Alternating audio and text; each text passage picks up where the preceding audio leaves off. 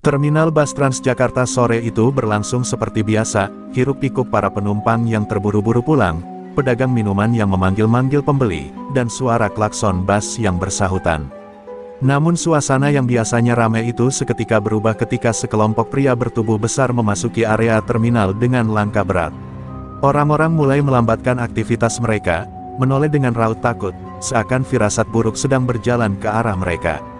Pria paling depan, berjaket kulit hitam kusam, menendang kaleng minuman kosong hingga mental jauh dan berderak keras.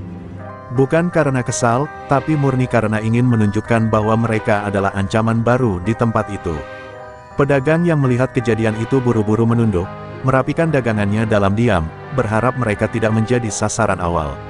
Salah satu preman memukul papan penunjuk arah hingga jatuh berdebam, membuat seorang ibu yang sedang menggendong anaknya terlonjak ketakutan. "Mulai hari ini tempat kita," teriak pria berjaket kulit itu. Suaranya menggema, memantul di sela-sela tembok terminal, menghentikan hampir seluruh gerakan orang-orang yang masih berani melangkah. Kelompok itu menyebar seperti kawanan serigala kelaparan, menelusuri sudut-sudut terminal sambil menatap orang-orang dengan tatapan mengintimidasi. Ada yang merampas rokok dari pedagang, ada yang menendang kursi juru parkir, dan ada pula yang menggertak sopir bus yang sedang bersiap berangkat. Terminal berubah kacau dalam hitungan detik. Seorang pemuda berkaus lusuh yang sedang duduk menunggu bus, mencoba berdiri untuk pergi, tetapi seorang preman menghalanginya. "Mau kemana?" "Hah," katanya sambil mendorong pemuda itu kembali ke kursi. Pemuda itu tak berani membalas, hanya menunduk sambil menggigit bibir, menahan rasa takut yang menyesakkan. Preman itu tertawa puas, merasakan kekuasaannya di hadapan seseorang yang tampak lemah. Pemandangan itu membuat para sopir dan kernet saling berbisik, tetapi tak ada satu pun yang berani bergerak. Mereka tahu, melawan hanya akan membawa masalah lebih besar. Terminal seperti kehilangan jiwanya, ketenangan digantikan teror, rutinitas digantikan kekacauan. Semua orang berharap seseorang datang menghentikan kelompok itu, namun tak seorang pun benar-benar berani mengambil risiko.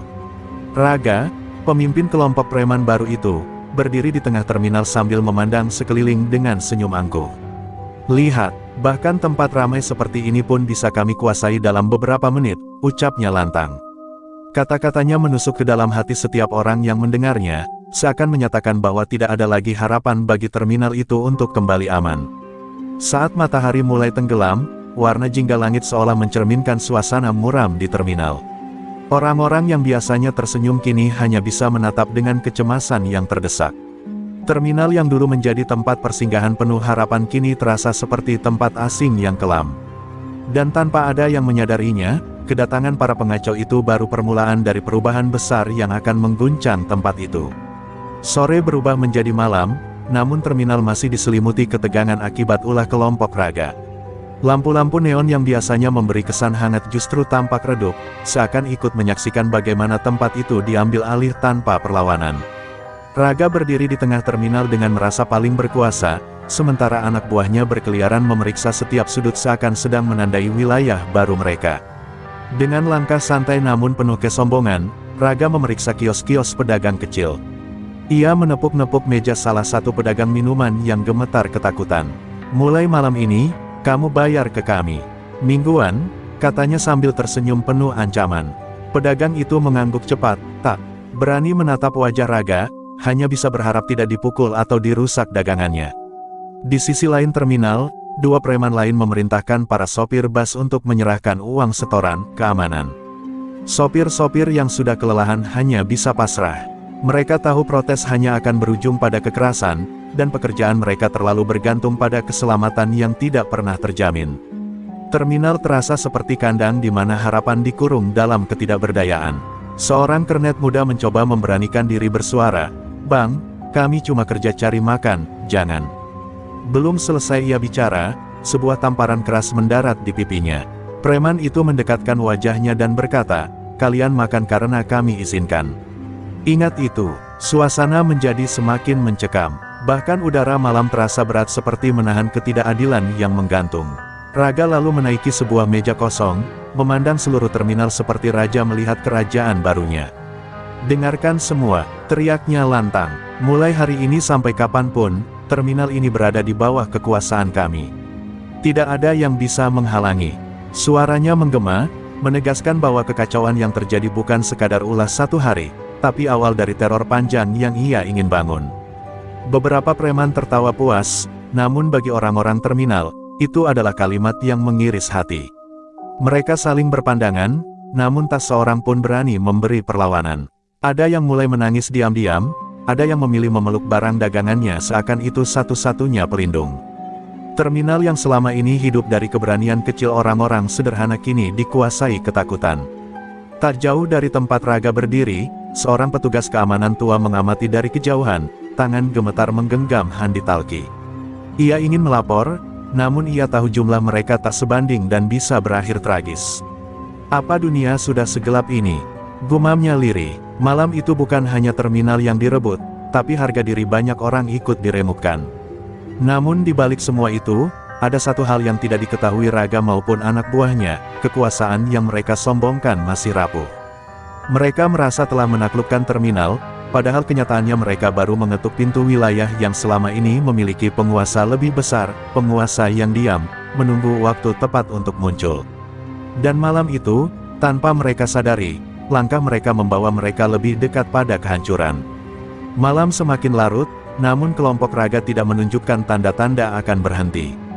Setelah merasa cukup menguasai pedagang dan sopir, mereka mulai mengincar penumpang yang masih menunggu bus terakhir. Terminal yang biasanya penuh percakapan kini berubah sunyi, hanya suara langkah para preman yang terdengar menghantui. Setiap orang berusaha terlihat sekecil mungkin, berharap tidak menjadi target berikutnya. Di pojok halte, seorang pemuda berjaket abu-abu baru turun dari bus. Ia membawa tas selempang kecil dan terlihat seperti orang biasa yang pulang kerja. Wajahnya tenang, bahkan cenderung datar, tidak tampak rasa takut meski suasana terminal terasa menyeramkan. Pemuda itu melangkah dengan santai menuju tempat duduk kosong, seolah tidak peduli pada keributan yang terjadi. Salah satu preman melihatnya dan langsung menyikut rekannya. "Tuh, ada yang sok cuek," katanya. Mereka bertiga mendatangi pemuda itu dengan langkah sombong, seolah telah menemukan mangsa baru yang tepat untuk menegaskan kekuasaan. Pedagang yang melihat dari jauh langsung menutup mulut, takut jika suara kecil saja bisa memicu kekerasan lebih besar. Pemuda itu baru saja duduk ketika salah satu preman menendang kursi di sebelahnya hingga bergerak bergeser. "Hei, anak muda," ujar preman itu dengan senyum miring. "Di terminal ini, kalau mau lewat atau duduk, ada aturan. Dan aturannya butuh biaya." Preman lain menatapnya seperti hewan lapar yang baru menemukan makanan. Pemuda itu menoleh perlahan, tatapannya datar tanpa emosi. "Biaya untuk apa?" tanyanya tenang, tanpa nada takut atau marah. Jawaban itu membuat para preman tersinggung. Mereka terbiasa melihat orang gemetar, bukan seseorang yang menanggapi mereka seolah mereka bukan ancaman. "Untuk keamananmu, tentu saja," jawab preman paling besar sambil meraih kerah pemuda itu. "Serahkan uangmu kalau tidak mau kami ajar." Ia menyeringai, yakin pemuda itu akan segera mematuhi. Di sekitar mereka, beberapa warga terminal mulai bergerak mundur, tak mau menjadi saksi terlalu dekat ketika kekerasan terjadi. Alih-alih panik, pemuda itu justru menatap tangan preman yang memegang kerahnya, lalu berkata pelan, "Lepaskan. Ini peringatan." Kata-katanya tidak keras, namun cukup untuk membuat preman itu sejenak terkejut, tidak terbiasa mendengar ketenangan dari seseorang yang sedang diancam. Preman itu semakin marah dan hendak menarik paksa tas pemuda tersebut, tetapi sesuatu terjadi, pemuda itu memegang pergelangan tangan si preman dengan satu gerakan cepat, mencengkeramnya kuat. Begitu kuat hingga preman itu mengerang kesakitan. Dari kejauhan, beberapa orang saling berpandangan, mereka mulai sadar, pemuda ini bukan orang biasa. Dan tanpa disadari oleh Raga ataupun anak buahnya, merekalah yang baru saja memulai masalah dengan orang yang salah. Cengkeraman pemuda itu membuat preman yang memegang kerahnya terhuyung, wajahnya berubah pucat menahan sakit. Apa kau?" geramnya, mencoba menarik tangannya, namun genggaman pemuda itu justru semakin kuat. Seketika suasana terminal berubah senyap. Para penonton yang tadinya mundur kini terpaku, tidak percaya melihat seorang pemuda kurus tampak lebih kuat dari preman bertubuh besar. Pemuda itu bangkit dari kursi, memandang preman di hadapannya tanpa sedikit pun emosi. "Aku sudah bilang lepaskan," ujarnya pelan. Nada suaranya tidak mengancam, tapi justru karena ketenangan itulah para preman merasa tidak nyaman. Seolah mereka sedang berhadapan dengan seseorang yang tidak takut apapun. Dua preman lain langsung maju, ingin membantu rekannya. "Kurang ajar!" teriak salah satu dari mereka sambil hendak meninju. Namun pemuda itu hanya miring sedikit, membuat pukulan itu meleset dan preman itu sendiri kehilangan keseimbangan. Dengan satu gerakan ringan, pemuda itu menangkis serangan kedua dan mendorongnya hingga terjatuh ke bangku terminal. Reaksi itu membuat orang-orang terminal tercengang. Mereka saling berbisik, tidak percaya pemuda yang tampak sederhana bisa membuat tiga preman kesulitan hanya dalam hitungan detik. Seorang pedagang tua di ujung kios menatapnya tajam, seolah mengenali sesuatu yang disimpan pemuda itu. Keringat dingin mengalir di pelipisnya. Pedagang tua itu tak sengaja bergumam pelan, "Itu, Arya. Arya besi." Suaranya lirih, namun cukup untuk didengar oleh seorang kernet yang berdiri dekatnya. Seketika ekspresi kernet itu berubah tegang. Nama itu bukan nama biasa. Nama itu seperti legenda kelam yang jarang disebut, seorang pemimpin geng yang dulu menguasai terminal dengan tangan besi namun kemudian menghilang tanpa jejak. Kabar itu menyebar cepat seperti api kecil yang menyambar kertas kering. Bisik-bisik mulai terdengar, "Serius itu Arya. Yang dulu, tapi dia kelihatan muda, kalau benar dia, Raga dan gengnya gawat." Warga terminal yang awalnya hanya takut kini mulai merasakan campuran antara harapan dan ketegangan. Seakan ada kekuatan lama yang baru saja bangkit kembali. Raga yang sejak tadi berdiri agak jauh mulai berjalan mendekat, merasa terusik oleh kegaduhan yang tidak sesuai dengan penguasaannya malam itu. Ia menatap pemuda itu dengan heran, lalu dengan nada mengejek berkata, "Siapa kau? Berani sekali bikin ribut di wilayah saya." Ia tidak menyadari bahwa dialah yang sebenarnya sedang berjalan menuju kehancurannya sendiri. Pemuda itu menatap Raga dengan pandangan datar. Tidak ada rasa takut, tidak ada rasa terintimidasi. "Aku cuma lewat," katanya singkat. "Kalian yang mulai dulu." Kalimat sederhana itu membuat Raga tertawa keras, mengira pemuda itu hanyalah orang sok jagoan. Namun bagi warga terminal yang mengenal nama Arya Besi, kalimat itu seperti pertanda bahwa badai besar sedang mendekat. Raga menatap pemuda itu dengan rasa penasaran bercampur kesombongan. Baginya, pemuda seperti Arya hanyalah batu kecil di jalan yang bisa ia singkirkan kapan saja. Ia melangkah lebih dekat, menepuk-nepuk dagu sambil menyeringai. "Kalau cuma lewat, harusnya kau ngerti aturan. Di sini saya yang pegang kendali," katanya. Suaranya berat, mencoba mendominasi, namun Arya tetap tenang seperti air yang tidak terganggu angin. Salah satu anak buah Raga, yang sebelumnya tangannya dicengkeram Arya, kembali maju sambil memijit pergelangan tangannya yang memerah. Ia berteriak, "Bang, orang ini kurang ajar. Dia harus diajar habis-habisan." Raga langsung meraih kerah baju pria itu dan mendorongnya ke samping. "Diam, biar gue yang urus," katanya, mencoba mempertahankan wibawanya di depan publik. Raga lalu mendekat ke Arya, jarak hanya tinggal beberapa langkah. Ia memandang pemuda itu dari atas ke bawah, menilai posturnya yang tampak biasa saja. "Saya kasih pilihan," katanya dengan nada meremehkan. "Bayar uang keamanan," atau ia belum sempat menyelesaikan kalimatnya ketika Arya memotong dengan suara pelan, "Atau apa?" Pertanyaan sederhana itu membuat Raga terpancing ego.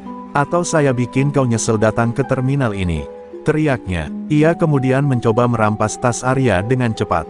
Namun begitu tangannya hampir menyentuh tali tas, Arya menahan pergelangan tangannya dengan satu tangan. Bukan dengan kekerasan, tapi dengan ketenangan yang justru lebih menakutkan. Cengkeramannya kuat, stabil, tak tergoyahkan. Raga memelotot, mencoba menarik tangannya, namun usaha itu sia-sia. Kekuatan Arya terasa seperti menjepit baja. "Apa-apaan ini?" gumam Raga, wajahnya mulai berubah. Anak buahnya yang menyaksikan dari samping saling berpandangan, mereka baru menyadari ada sesuatu yang sangat tidak biasa dari pemuda ini. Arya mendekatkan wajahnya sedikit, suaranya rendah namun tajam seperti pisau. "Kesalahan pertama kalian adalah memulai masalah dengan orang yang tidak kalian kenal," ucapnya. Satu kalimat yang membuat beberapa pedagang spontan menutup mulut mereka, menahan napas. Suasana terminal mendadak kembali senyap, seakan semua orang merasakan sesuatu yang besar akan terjadi. Raga akhirnya berhasil menarik tangannya setelah Arya melepas cengkeramannya. Ia mundur setengah langkah, bukan karena takut, setidaknya ia tidak mau mengakuinya, tetapi karena rasa terkejut yang tidak bisa ia jelaskan. "Sialan, kau siapa sebenarnya?" tanya Raga, suaranya kali ini lebih berat, tidak semenang tadi. Namun Arya tidak langsung menjawab. Ia hanya menatap Raga dengan tatapan yang membuat bulu kuduk siapapun berdiri. Pertanyaan itu, kata Arya pelan namun jelas, sebentar lagi tidak perlu kujelaskan. Kalian akan tahu sendiri. Dan pada momen itu, semua orang di terminal, termasuk Raga, merasakan hal yang sama. Malam itu, mereka baru saja memicu sesuatu yang jauh lebih besar dari yang pernah mereka bayangkan. Raga menatap Arya dengan dahi berkeringat, berusaha memahami bagaimana seorang pemuda yang tampak biasa bisa memiliki kekuatan sebesar itu. Anak buahnya yang tadi sombong kini mundur perlahan, mulai merasakan sesuatu yang tak mereka mengerti. Keheningan di terminal begitu pekat, seolah udara pun menahan geraknya, menunggu apa yang akan terjadi selanjutnya. Dari belakang, kios kecil, pedagang tua yang sejak tadi memperhatikan akhirnya tak bisa menahan mulutnya lagi. Dengan suara bergetar ia berbisik kepada kernet muda di sampingnya, "Itu, benar Arya. Arya Besi, pemimpin besi hitam dulu." Wajah kernet itu langsung berubah pucat. Nama itu bukan sekadar nama, itu legenda gelap yang selama bertahun-tahun menjadi cerita bisik-bisik para penghuni terminal. Kabar itu menyebar seperti badai bisikan. Arya Besi, yang dulu bikin geng luar takut masuk, yang pernah ngalahin 5 orang sekaligus, tapi katanya udah lama hilang. Bisik-bisik itu semakin keras, meski orang-orang tetap berusaha tidak menarik perhatian. Namun dari wajah mereka, jelas terlihat campuran antara ketakutan, hormat, dan secercah harapan. Raga mendengar beberapa bisikan itu dan mencibir. "Arya Besi, yang benar saja," katanya sambil tertawa meremehkan. Namun di balik tawanya, terlihat jelas kegugupan yang mulai menghantui. Ia memandang Arya lebih lama, mencoba mencari tanda-tanda dari cerita-cerita lama yang dulu ia dengar, cerita tentang pemimpin preman yang terkenal dingin, kejam, namun dihormati seluruh terminal. Arya tidak menyangkal maupun membenarkan. Ia hanya menatap Raga tanpa emosi, seperti menilai apakah orang di hadapannya pantas diberi peringatan atau dijatuhkan. Tatapan itu begitu dalam, membuat Raga merasakan seolah ia sedang dilihat tembus sampai ke inti keberadaannya. Beberapa penonton memilih mundur, karena tatapan Arya saja sudah cukup membuat dada mereka terasa sesak. Salah satu preman baru berbisik pada Raga, "Bang, kalau dia benar Arya Besi, kita bahaya." Raga langsung menamparkan kepala anak buahnya, tak senang mendengar keraguan. "Dasar pengecut, dia cuma anak ingusan yang kebetulan bisa berkelahi," katanya keras, mencoba memulihkan wibawa yang mulai retak. Tapi semakin keras ia bicara, semakin jelas terlihat bahwa ia sedang menggertak dirinya sendiri. Pedagang tua itu akhirnya keluar dari balik kios, berjalan pelan mendekati arah Arya. "Kau, benar Arya?" tanyanya, suaranya lirih, namun penuh harap. Arya memandangnya sejenak, lalu menunduk sedikit sebagai salam hormat. Tidak ada kata yang terucap, tapi itu saja sudah cukup bagi pedagang tua itu. Lututnya melemas, bukan karena takut, tetapi karena menyadari bahwa seseorang yang dulu pernah menjaga terminal kini telah kembali. Raga terdiam melihat reaksi orang-orang. Ketika ia melihat bagaimana sebagian pedagang menatap Arya seakan melihat pelindung lama yang kembali, ia sadar satu hal, kekuasaan yang ia pamerkan baru beberapa jam itu ternyata tidak berarti apa-apa jika dibandingkan dengan reputasi yang dibangun Arya selama bertahun-tahun. Dan pada detik itu, Raga mulai menyadari, ia baru saja menyulut perang dengan Raja Lama Terminal. Raga menggertakkan gigi, merasa kewibawaannya diruntuhkan oleh bisikan-bisikan yang mulai memenuhi terminal. Setiap kali nama Arya Besi disebut, rasa tidak nyaman merayap di punggungnya. Ia mencoba menepis semuanya dengan kemarahan. "Cukup," teriaknya, membuat beberapa orang tersentak. "Saya tidak peduli siapapun kau dulu. Ini era saya, terminal ini saya yang punya." Arya tetap tidak bergerak, berdiri tenang di tengah lingkaran ketegangan itu. Tatapan matanya tajam namun stabil, seperti seseorang yang sudah terlalu sering menghadapi ancaman untuk ditakuti hal kecil seperti ini. "Terminal bukan milik siapapun," jawabnya pelan. "Tempat ini hidup karena orang-orangnya saling jaga, bukan saling injak." Suara Arya tidak keras, namun justru itu membuat setiap kata terasa jauh lebih dalam. Ucapan itu membelah keheningan seperti pisau. Para pedagang saling berpandangan, sebagian mulai mengangguk perlahan. Selama ini, mereka merasa tertekan dan tidak berdaya. Dan kini, seseorang yang mereka tahu memiliki kekuatan dan reputasi berdiri di sisi mereka. Raga melihat perubahan itu dan langsung merasa terancam. "Jangan sok jadi pahlawan," teriak Raga sambil melangkah lebih dekat, dadanya membusung. Kau pikir cuma karena nama lamamu disebut-sebut orang, saya langsung takut. Kau terlambat kembali, Arya. Tempat ini sudah berubah, dan saya tidak takut sama legenda basi. Ia mencoba menegaskan kata-katanya, tapi dari getaran kecil pada suaranya, orang-orang tahu ia mulai goyah. Arya menghela napas pelan, bukan karena lelah, tapi karena muak melihat orang yang merasa hebat dengan menindas yang lemah. Aku tidak kembali untuk berkuasa, katanya. Aku kembali karena kalian mengganggu tempat yang pernah aku jaga. Ia menatap Raga dengan dingin. Jadi aku kasih kau satu kesempatan, pergi dari terminal ini. Sekarang, kata-kata itu membuat seluruh terminal terdiam. Bahkan suara bass yang melintas pun seakan tidak terdengar. Semua orang menahan napas, menunggu reaksi Raga. Beberapa preman saling memandang, bingung antara mengikuti Raga atau menyelamatkan diri. Mereka jelas melihat bahwa situasi mulai tidak menguntungkan bagi mereka. Wajah Raga memerah, antara marah dan takut. Kau berani ngasih saya ultimatum di tempat saya sendiri, katanya dengan suara hampir bergetar. Ia melangkah semakin dekat hingga jarak mereka hanya sejengkal. Kalau saya nolak, apa? Arya tidak mundur 1 inci pun. Kalau kau nolak, maka mulai sekarang, aku yang akan menurunkanmu dari sini. Dada Raga naik turun, napasnya memburu. Ia sadar ultimatum itu bukan ancaman kosong. Tapi harga dirinya sebagai pemimpin geng baru tidak membiarkannya mundur. Ia menatap Arya tajam dan berkata, kalau begitu, kita lihat siapa yang jatuh duluan. Dan dengan itu, pertarungan terbesar yang pernah terjadi di Terminal Transjakarta hampir dimulai. Malam itu Jakarta seolah menahan napas. Lampu-lampu jalan bergetar tertiup angin, menerangi siluet Ardan yang berdiri di atas flyover dekat Terminal Harmoni. Di bawahnya, hiruk-pikuk kendaraan terdengar sayup, namun hatinya justru dipenuhi dentuman yang jauh lebih keras. Ia menatap layar ponselnya, sebuah pesan singkat dari salah satu anak buah lamanya yang kini bergabung bersama kelompok geng Ares. Bos, mereka mau bergerak ke terminal malam ini. Ardan mengepalkan tangan. Ancaman itu bukan lagi sekadar rumor, melainkan bom waktu yang siap meledak kapan saja. Ardan mematikan ponselnya dan menatap langit, seolah mencari jawaban di antara awan kelabu.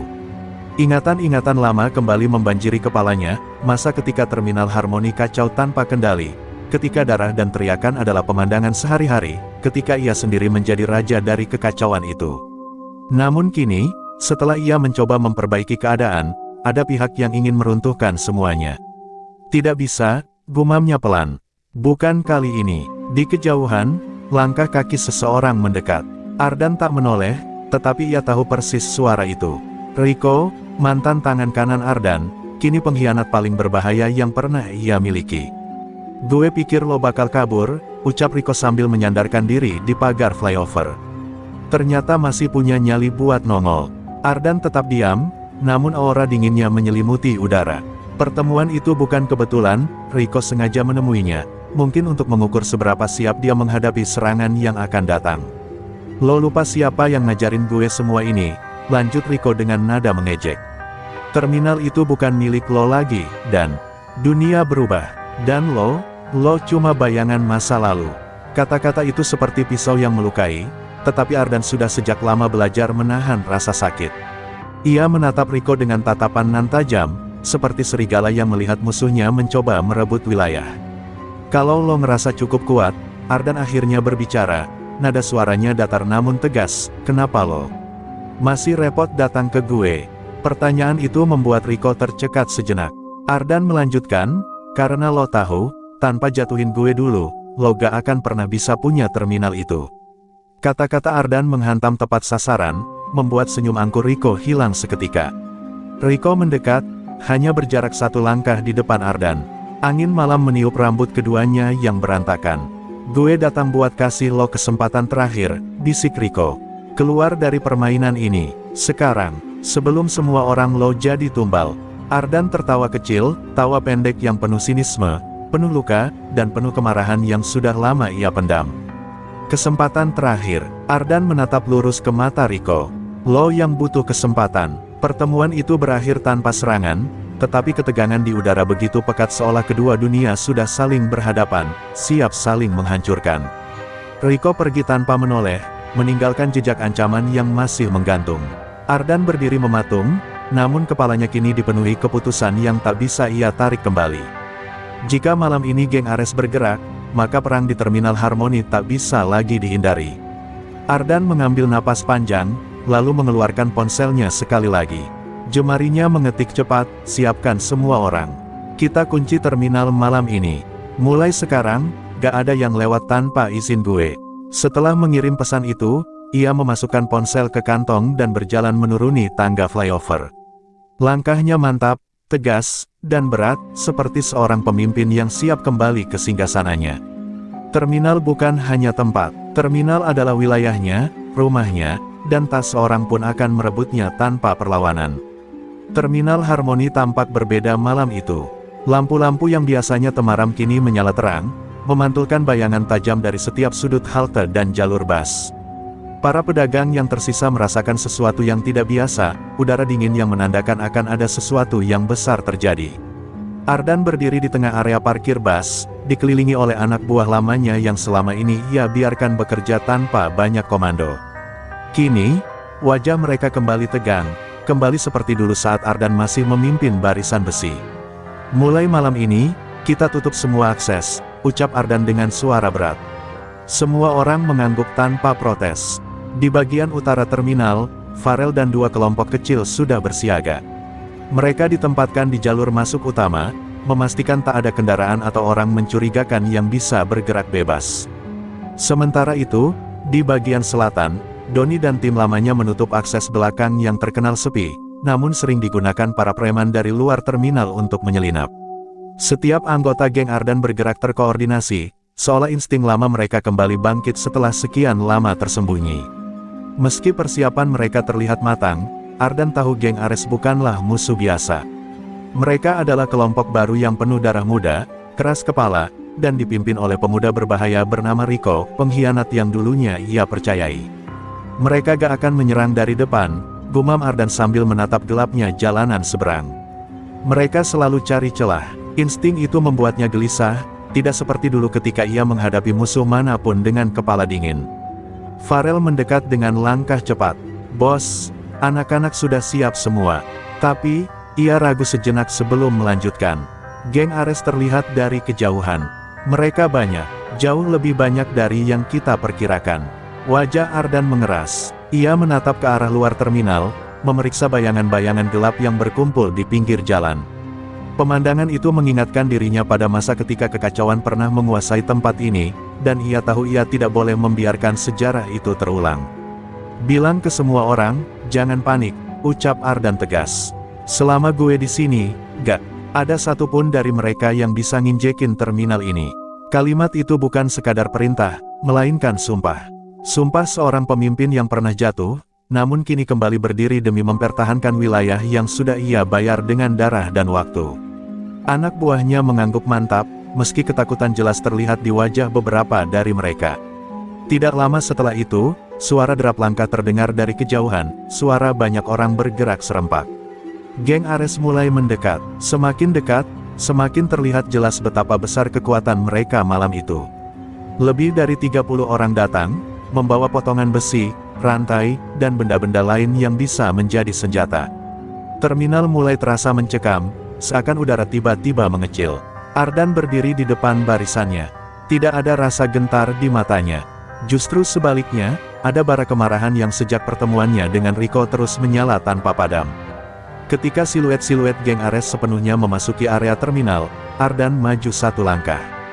Rico, teriaknya, suaranya menggema keras, membelah malam. Dari balik kerumunan, Rico muncul dengan senyum angkuh yang menyebalkan. Rico berhenti beberapa meter darinya. Gue udah bilang, dan, ucapnya dengan nada mengejek. Lo itu cuma raja lama yang gak sadar tahtanya udah direbut. Ardan tidak membalas dengan kata-kata. Ia hanya menatap lurus, tatapan yang membuat anak buahnya merinding. Karena mereka tahu, jika Ardan diam seperti ini, itu artinya perang tinggal menunggu detik berikutnya untuk meledak. Ketegangan antara dua kubu itu terasa begitu menyesakkan, seolah udara malam berubah menjadi dinding keras yang siap pecah kapan saja. Ardan berdiri tegak, tubuhnya sedikit condong ke depan seperti macan yang sedang mengintai mangsanya. Di belakangnya, anak buahnya siap dalam formasi longgar, menunggu aba-aba. Rico, Dengan senyum sinis yang tak pernah ia lepaskan, melangkah maju sambil memainkan batang besi di tangannya.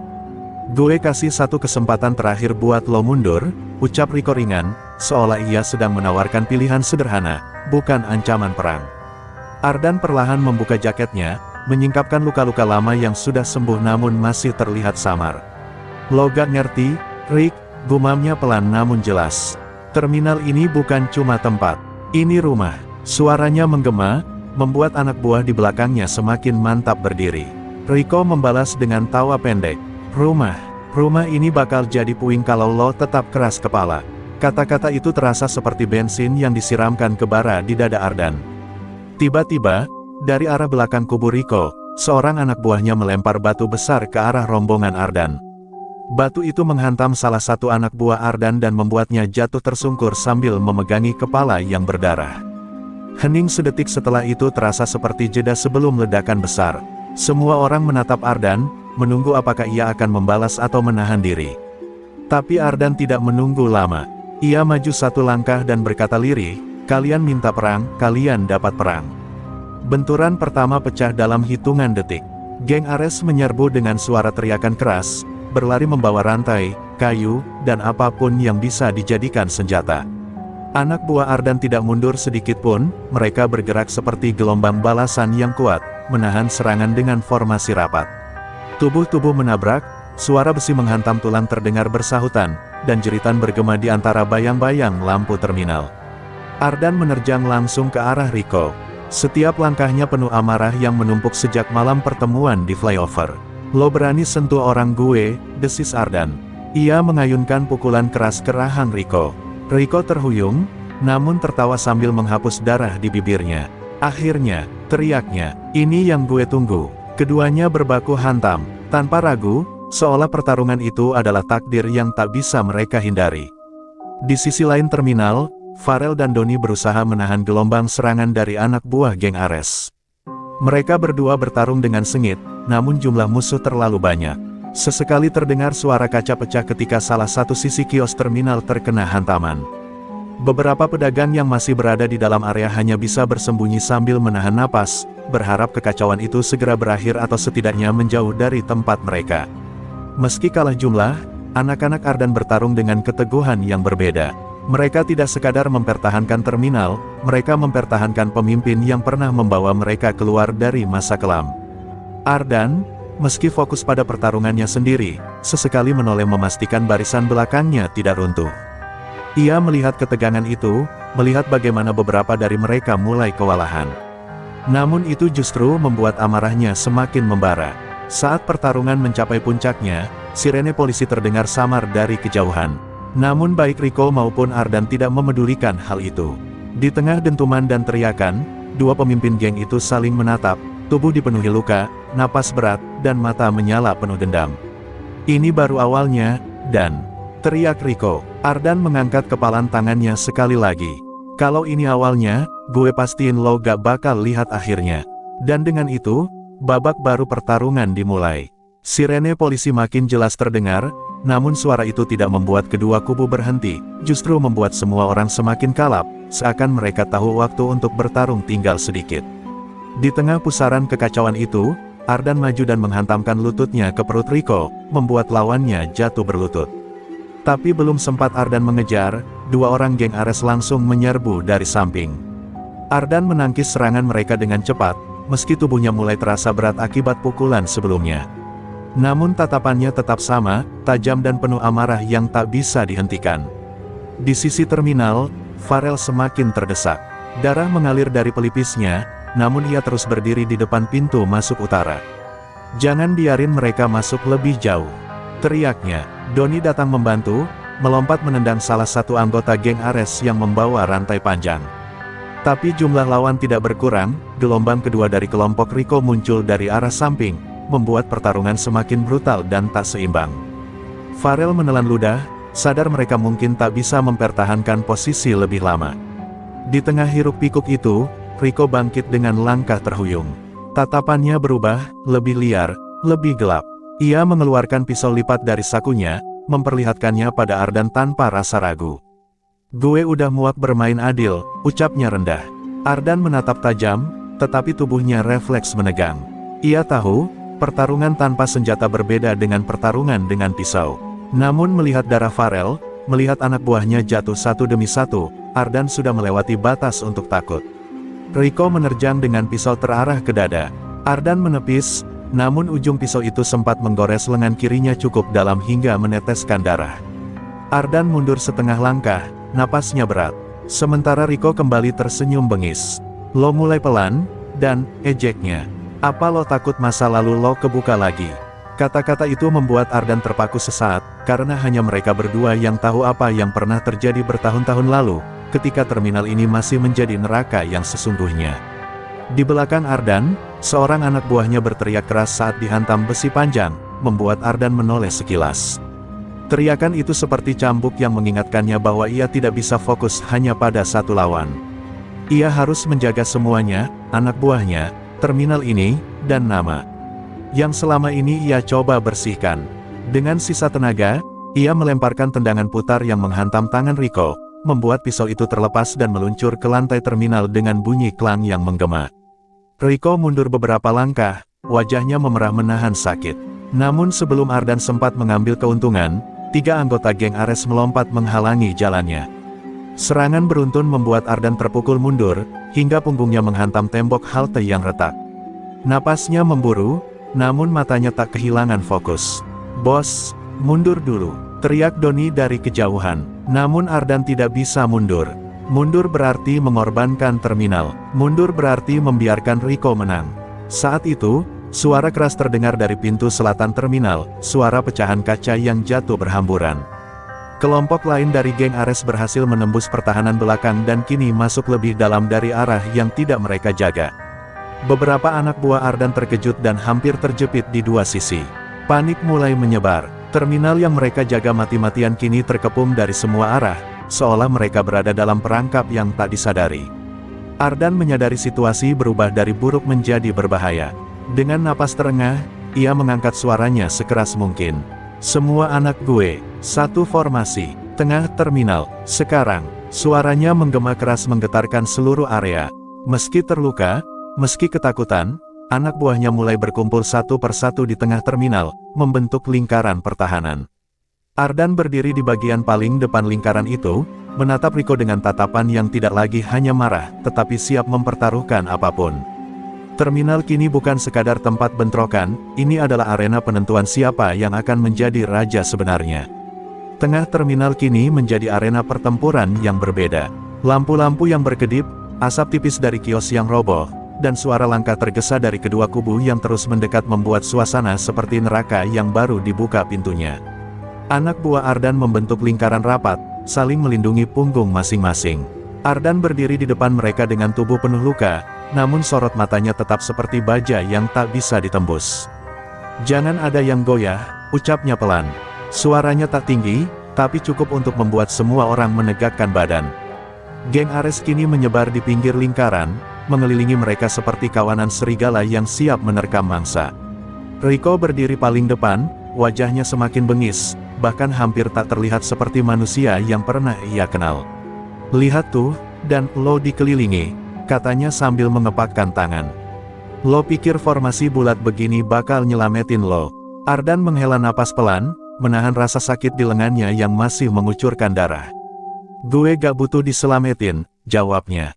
"Gue cuma butuh waktu buat ngelihat lo jatuh." Serangan pertama kembali datang dari arah kiri. 3 anggota geng Ares menerjang bersamaan, berusaha membobol lingkaran pertahanan. Farel, dengan wajah yang penuh darah, bergerak cepat menepis hantaman rantai sambil menangkis pukulan lainnya. Doni datang dari samping membantu, memukul salah satu lawan hingga tumbang. Meski berhasil menahan serangan, energi mereka perlahan terkuras. Mereka hanya manusia, dan tubuh manusia punya batas. Ardan kembali fokus pada Rico. Di tengah kericuhan yang terus meningkat, keduanya kembali saling mendekat seperti dua raksasa yang siap bertabrakan. Rico mengambil besi panjang dari anak buahnya, mengayunkannya ke arah kepala Ardan. Ardan menunduk cepat, berputar, lalu melancarkan pukulan keras ke rusuk lawannya. Dentuman itu terdengar jelas, membuat 2 orang geng Ares yang berada di dekat mereka ikut terkejut. Rico terhuyung, namun tidak jatuh. Masih kurang, desisnya sambil meludah darah. Tiba-tiba, dari sisi kanan, lingkaran anak buah Ardan mulai goyah. Terlalu banyak yang menyerang dari satu sisi, membuat pertahanan rapat mereka renggang beberapa detik. Itu sudah cukup bagi 5 orang geng Ares untuk menerobos masuk. Dan, mereka masuk, teriak salah satu anak buah.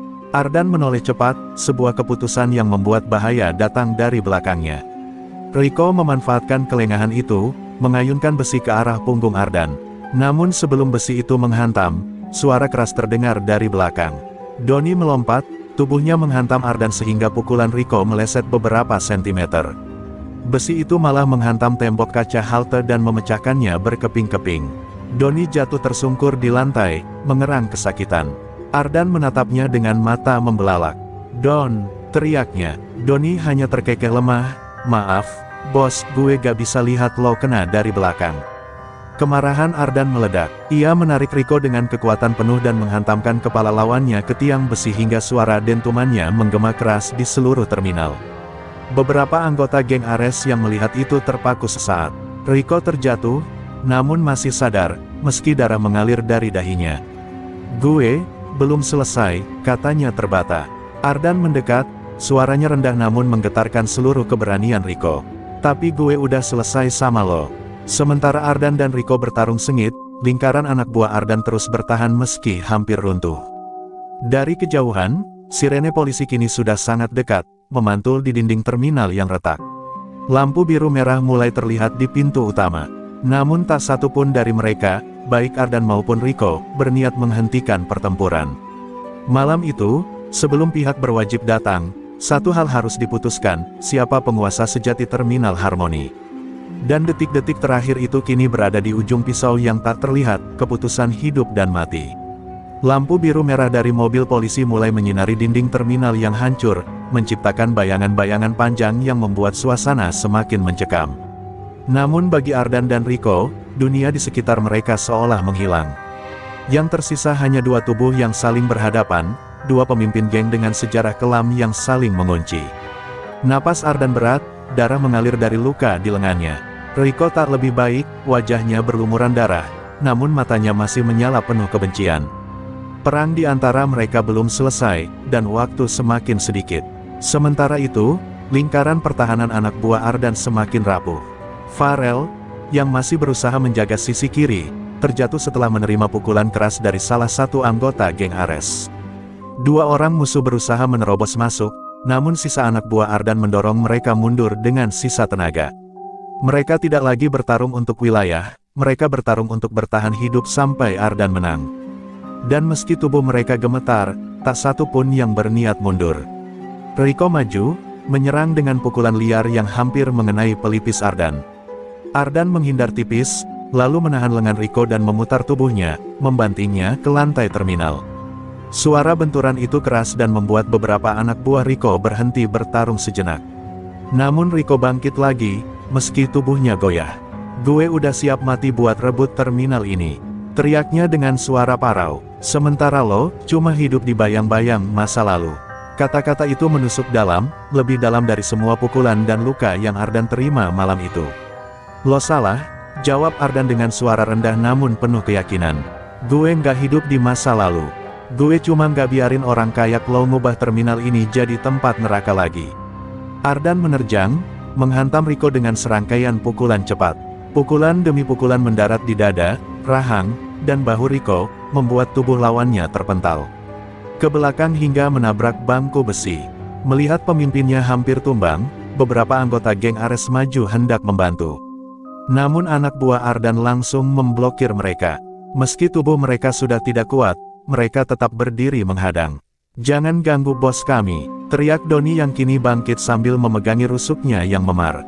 Mereka tahu, jika ada satu saja yang ikut campur dalam pertarungan itu, semuanya akan berakhir tidak adil.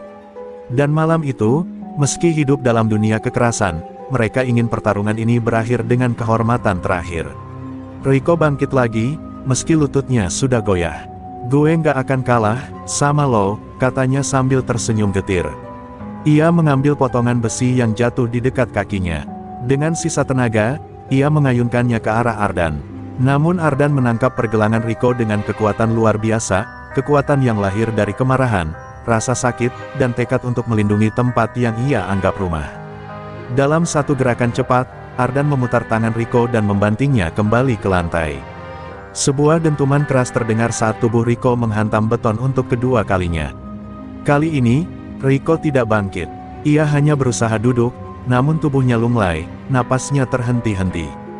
Matanya memudar, tidak lagi penuh kebencian, hanya kelelahan. Ardan berdiri di depannya, tubuh gemetar namun tegak seperti pohon yang menolak tumbang meski badai berusaha merobohkannya. "Ini selesai, Rick," ucap Ardan pelan. "Lo kalah." Rico menatapnya, senyum tipis terbentuk di bibirnya. "Kayaknya, gitu," jawabnya sebelum kepalanya jatuh lesu. Tepat saat itu, polisi memasuki terminal dari dua arah. Teriakan aparat menggema, memerintahkan semua orang untuk tiarap. Namun yang mereka lihat bukanlah dua geng yang masih saling menyerang, melainkan sekelompok pria kelelahan yang berdiri mengitari pemimpin mereka, dan pemimpin musuh yang terkapar di tanah. Ardan menatap lampu-lampu polisi yang mendekat, napasnya masih berat. Malam itu, perang terminal berakhir. Tetapi ia tahu, konsekuensinya baru akan dimulai. Seiring suara sirene memudar, terminal mulai terasa hening. Debu beterbangan di udara, bangku dan kios yang rusak menandakan bekas pertempuran sengit semalam. Anak buah Ardan berdiri saling menatap, tubuh mereka penuh luka namun napas mereka mulai tenang. Tidak ada senyum, tidak ada tawa, hanya kelegaan yang tersisa di antara rasa lelah dan kengerian yang mereka alami.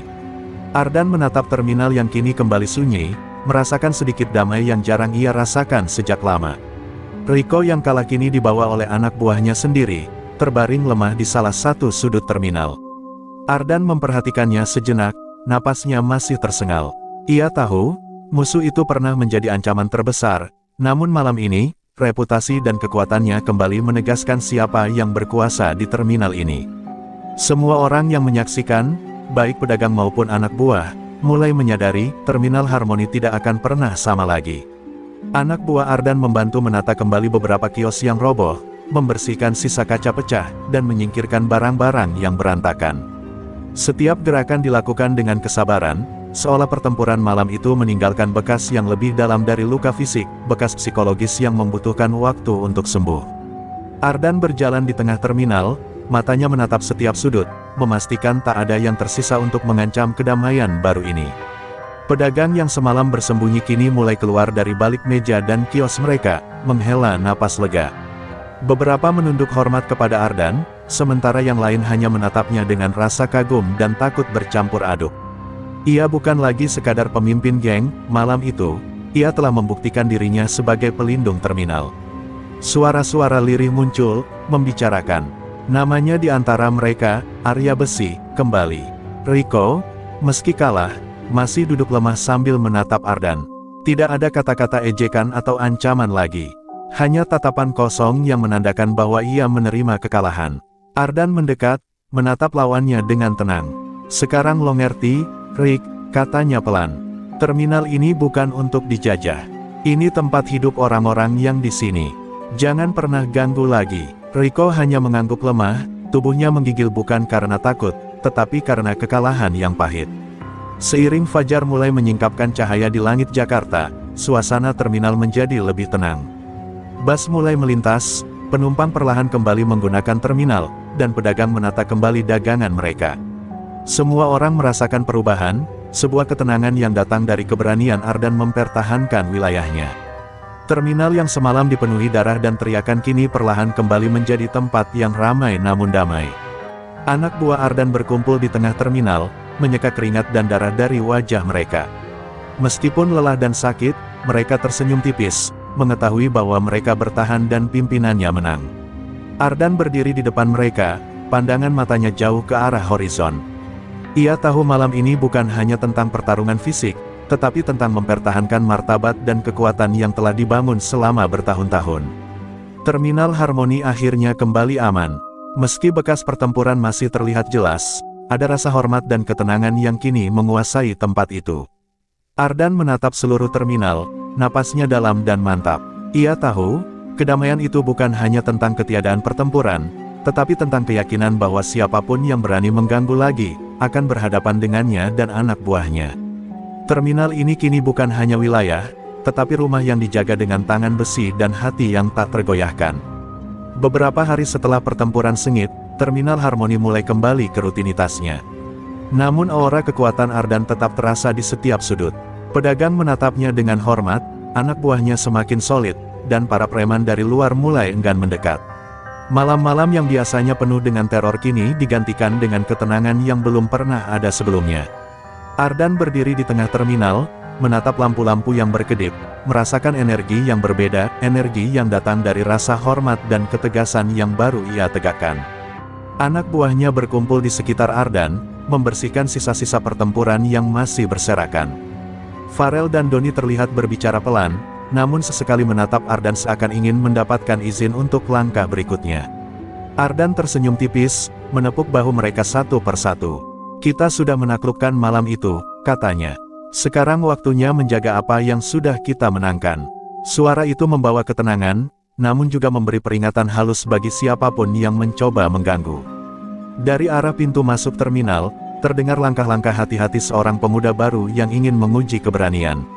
Ia mendekat, membawa gerombolan kecil yang mencoba menimbulkan ketegangan. Namun begitu mereka menatap Ardan dan barisan anak buahnya, tubuh mereka spontan kaku. Aura dominasi Ardan yang selama ini dibangun kembali terasa menakutkan. "Ini rumah gue," ucap Ardan dengan suara rendah namun jelas terdengar oleh mereka. Mereka mundur perlahan, menyadari bahwa kekuatan bukan sekadar senjata, tapi kehadiran seorang pemimpin sejati. Ardan kemudian berkeliling terminal, memeriksa setiap titik yang rawan diserang. Ia berbicara dengan pedagang, menegur yang mencoba bersikap semaunya, dan memberi arahan anak buahnya. Semua orang menyadari bahwa malam sebelumnya bukan sekadar pertempuran fisik, tapi juga pertarungan untuk membangun aturan dan tatanan baru.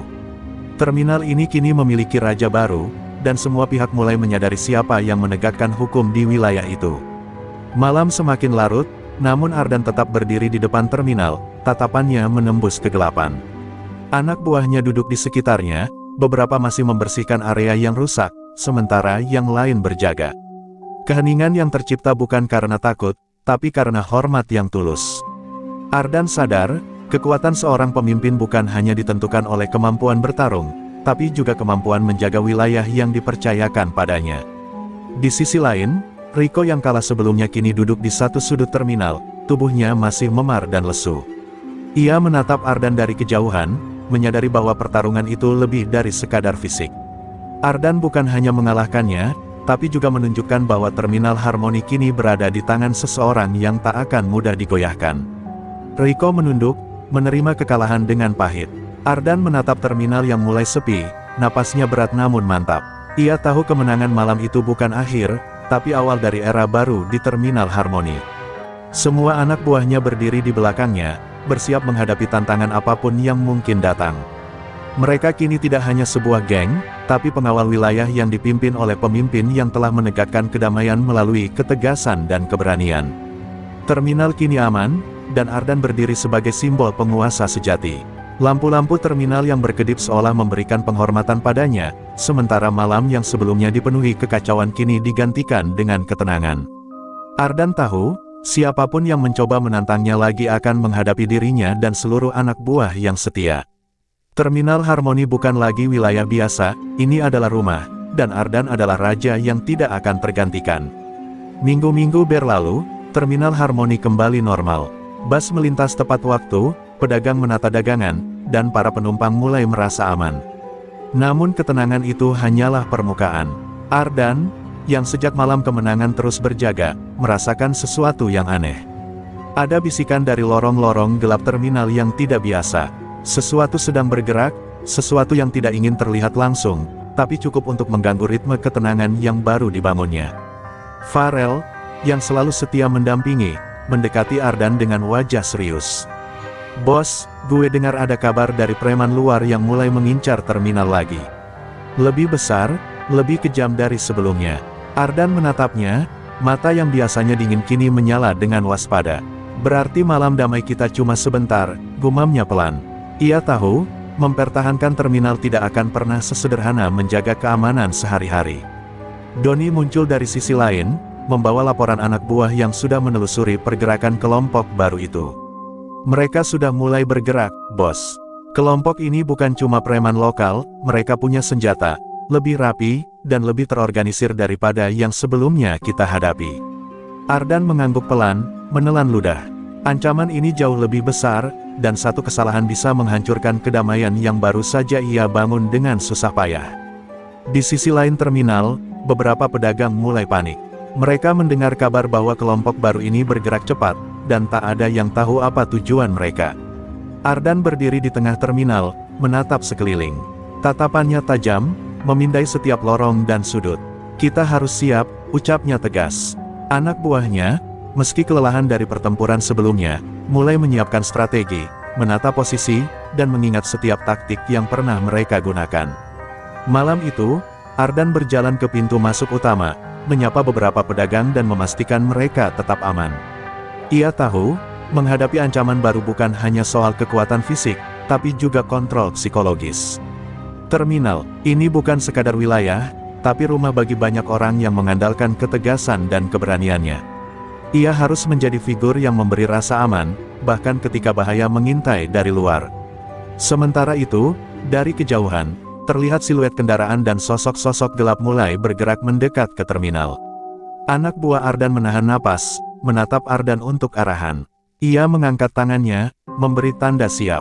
"Mereka datang," bisiknya. Suara itu terdengar ringan, tapi aura yang menyertainya membuat semua orang menyadari bahwa malam ini akan menjadi ujian terbesar mereka sejak terminal ini kembali aman. Rasa waspada dan ketegangan memenuhi udara. Lampu terminal bergetar diterpa angin malam, bayangan panjang menghiasi dinding dan lantai. Ardan menatap semua anak buahnya, wajahnya tegas, napasnya stabil. "Siapapun yang berani masuk dan mengacaukan terminal ini," katanya pelan namun tegas, "akan menghadapi kita semua. Tidak ada ampun." Anak buahnya mengangguk, menyadari bahwa mereka bukan hanya berjuang untuk Ardan, tapi untuk seluruh terminal yang menjadi tanggung jawab mereka. Dari bayangan gelap itu, langkah-langkah semakin jelas. Suara rantai, kaki, dan bisikan terdengar seperti simfoni ancaman yang menggetarkan. Ardan menarik napas dalam, menatap horizon terminal. Malam itu, pertempuran yang lebih besar daripada sebelumnya akan segera dimulai. Terminal Harmoni sekali lagi berada di ambang perang, dan kali ini, tidak ada jalan mundur. Malam itu, Terminal Harmoni dipenuhi bayangan gelap dari kelompok baru yang mencoba mengacaukan kedamaian. Lampu-lampu terminal bergetar seolah menandakan ketegangan yang siap meledak. Ardan berdiri di tengah, dikelilingi anak buahnya yang siap bertarung tanpa ragu. Napasnya berat, luka-luka lama masih terasa, namun sorot matanya tak tergoyahkan. Ia tahu, malam ini adalah ujian terakhir yang menentukan siapa penguasa sejati terminal. Kelompok baru itu menyerbu dengan teriakan dan senjata di tangan. Suara besi menghantam besi, rantai menghantam tubuh, dan teriakan membelah udara malam. Anak buah Ardan menahan serangan, membentuk formasi rapat yang sudah mereka latih sejak pertempuran sebelumnya. Setiap pukulan, setiap tendangan, mereka menahan diri untuk melindungi terminal, mengetahui bahwa kalah berarti kehilangan bukan hanya wilayah, tetapi harga diri mereka sebagai pengawal yang setia. Ardan maju ke garis depan, menatap pemimpin kelompok itu yang terlihat sama angkuhnya seperti Rico sebelumnya. Tanpa banyak kata, keduanya bertabrakan dengan dentuman keras. Tubuh mereka beradu, pukulan demi pukulan mendarat tepat, memancarkan energi kemarahan dan tekad yang luar biasa. Anak buah kedua belah pihak berhenti sesaat, menyaksikan duel yang menentukan nasib terminal.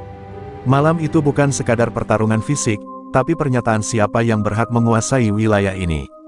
Dalam pertarungan sengit itu, Ardan berhasil menyingkirkan beberapa anggota kelompok baru yang mencoba menyerangnya dari samping. Farel dan Doni bergerak cepat, menahan gelombang serangan lain, memastikan formasi tetap utuh. Tubuh mereka lelah, darah mengalir dari luka, namun semangat mereka lebih kuat dari rasa sakit. Mereka tahu, mereka bertarung bukan hanya untuk Ardan, tapi untuk seluruh terminal yang kini menjadi simbol kekuatan mereka. Ardan akhirnya menghadapi pemimpin kelompok itu secara langsung. Serangan lawan cepat dan brutal, namun Ardan membaca gerakannya dengan tepat. Dengan satu gerakan yang lihai, ia memutar tubuh lawan dan menjatuhkannya ke lantai beton terminal. Dentuman itu menggema keras, membuat semua orang terdiam sesaat. Pemimpin lawan terkapar, napasnya tersengal, dan matanya mulai kehilangan fokus. Ardan menatapnya, dingin namun penuh kemenangan. Anak buah lawan yang tersisa mulai mundur, ketakutan menghadapi ketegasan Ardan dan loyalitas anak buahnya. Beberapa mencoba bertahan, namun tidak ada yang berani maju lebih jauh. Terminal yang semalam hampir kembali kacau kini perlahan dipulihkan. Ardan berdiri di tengah, tubuhnya lecet, napasnya berat, tapi aura dominasi yang memancar dari dirinya membuat semua orang memahami satu hal, terminal Harmoni kini benar-benar berada di bawah pengawasannya. Lampu-lampu terminal bergetar, bayangan gelap perlahan menghilang, dan pagi mulai menyelinap ke langit Jakarta. Ardan menatap terminal yang kembali sepi, napasnya menenangkan diri. Anak buahnya mendekat, beberapa menepuk punggungnya, beberapa menunduk hormat. Tidak ada kata-kata manis, hanya rasa hormat dan keyakinan bahwa rumah mereka aman. Semua tahu, malam ini bukan sekadar kemenangan fisik, tapi penegasan kekuasaan dan martabat yang telah dibangun Ardan selama bertahun-tahun.